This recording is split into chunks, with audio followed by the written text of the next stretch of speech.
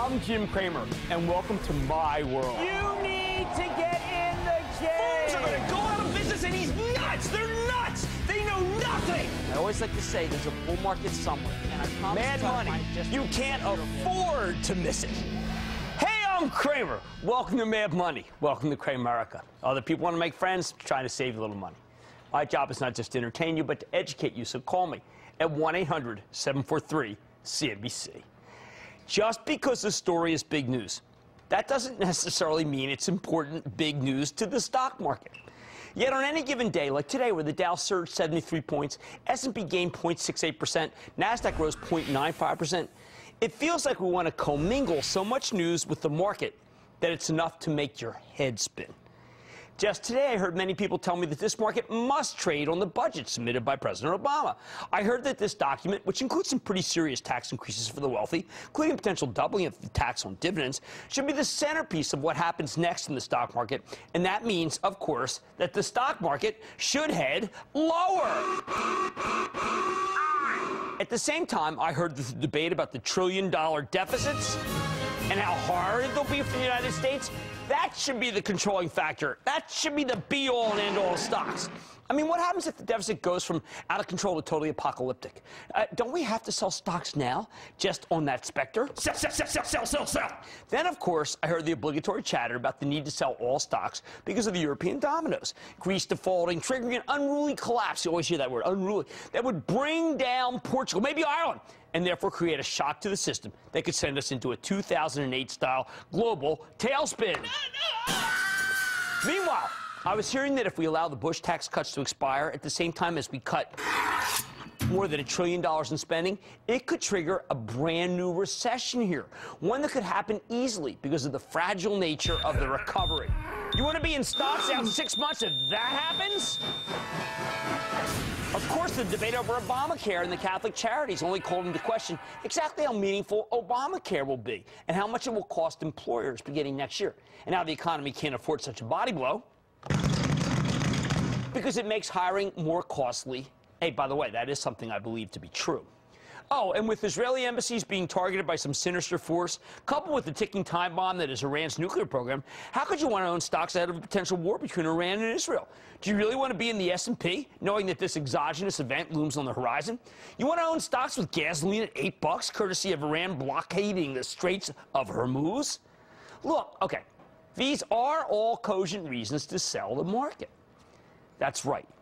If you only view the stock market as a single asset class versus, say, the asset class of bonds, the asset class of gold or real estate, and you consider all these painful choices and how it could pretty much derail anything good. So I understand why you would want to go into cash tomorrow. In fact, I heard a guest on CNBC say it's time for a risk-off approach to the market because of all these problems and a few others I didn't even catch. To which I say, thanks for nothing. That risk-on, risk-off nonsense is so 2011. When the hedge funds and high-frequency traders and the brokerage house prop desks ruled the roost. The whole nomenclature of risk-on, risk-off is a false one. It is purely bogus.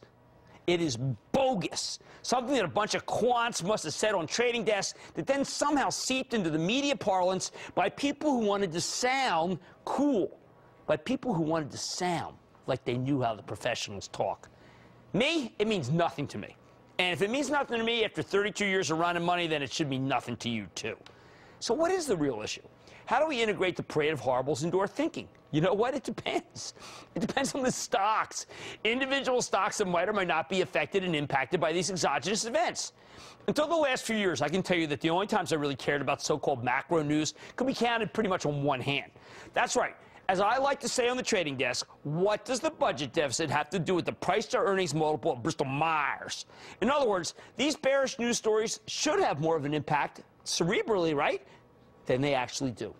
They should seep into our consciousness and make us more nervous, but they don't.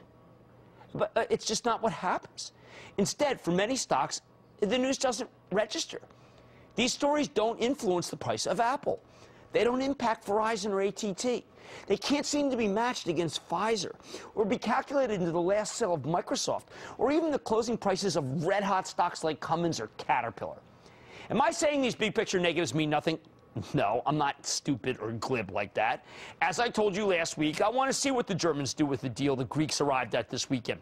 A disorderly default, it's another one, unruly, disorderly. A disorderly default in Greece would be very negative for stocks. Why? Because we'd have to figure out what happens to the euro in that breakdown, as the euro deeply impacts the actual earnings of companies, as we know from all the conference calls we've just gone through. As I've said over and over, if earnings go down, if estimates get cut, stocks do go lower. But the bigger issue right now is what happens if Germany embraces Greece and at the same time China cuts interest rates. Next thing you know, you got yourself a monster rally while you're sitting there worried about the budget deficit. All right, let's take the budget deficit. It's real. If we're being serious, if we really believe a balanced budget is important, then both entitlements have to be cut and taxes have to go up. It's true, but a lot of parties won't agree to that. But here's the thing. Right now, interest rates remain so low that the competition for bonds for stocks is almost non-existent. Hey, look, when the treasuries used to yield 7 to 8%, those were rocky time for stocks because the competition was pretty darn fierce. Treasuries yielding 3%, please. Until rates move up and move up dramatically, which could indeed happen in a couple of years when the bond vigilantes are done wrecking Europe, they don't represent much in the way of competition to stocks right now. It's just not palatable to own bonds versus owning higher-yielding stocks. Even if Obama is able to raise taxes big on dividend income as he proposed today, and remember, I don't think that'll get passed. Gasoline at $8. Terrible. Just terrible.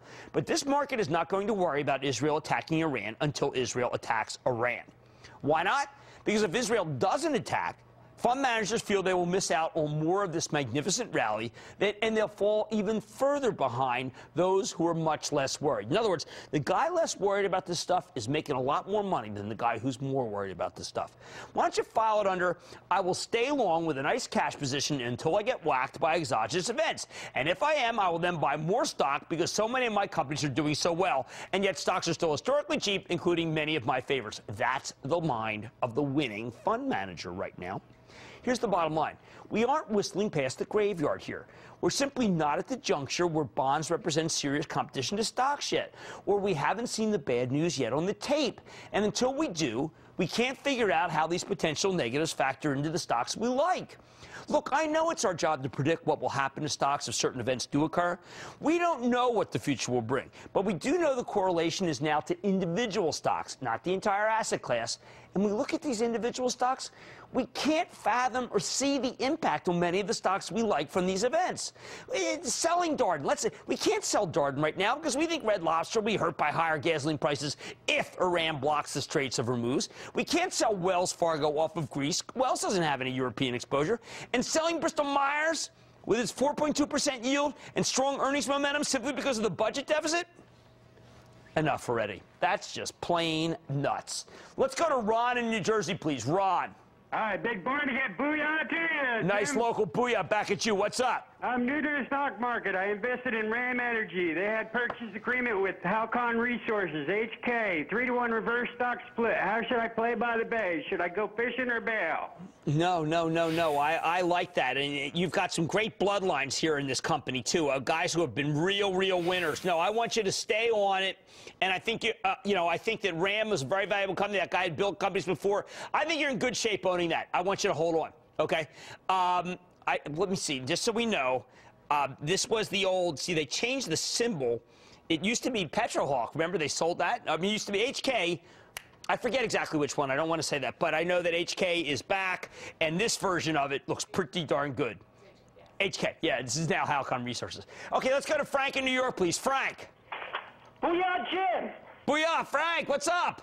I'd like to know what's your opinion on Capital One if the Fed does approve of its deal with ING. Oh, if they do that, I happen to have loved ING's business. You know, ING got in a jam, but that online business was just, the ING direct business is so fabulous. This would be fantastic for Capital One.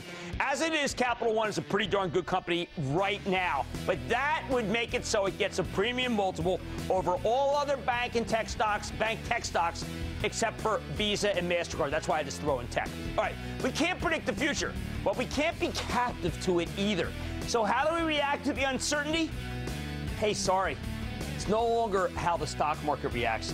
It's individual stocks, and many of them will react positively or not react at all. Mad Money, be right back.